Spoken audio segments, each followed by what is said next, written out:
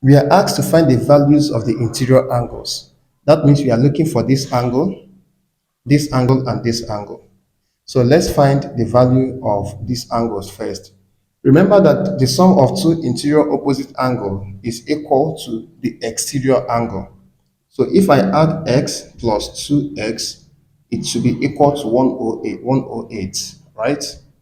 Add here, we have 3x equals 108. Divide by 3. Here gives us that x is 36. This is 36 degrees. So this position, the angle here is 36. Let's find the angle here, 2x. So we multiply this guy by 2. 2 times x is 2 times 36. When we multiply, we get 72. So angle at this position is 72.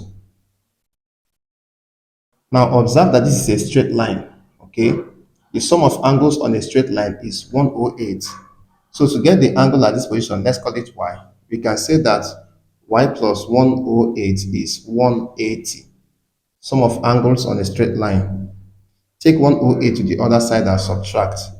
Y will be equal to 72 degrees. So here as well is 72 degrees. So you can confirm, add three of them and see if you have 108, 180 rather, 180. Thank you so much for watching. Please like this video and share it to your friends. Bye.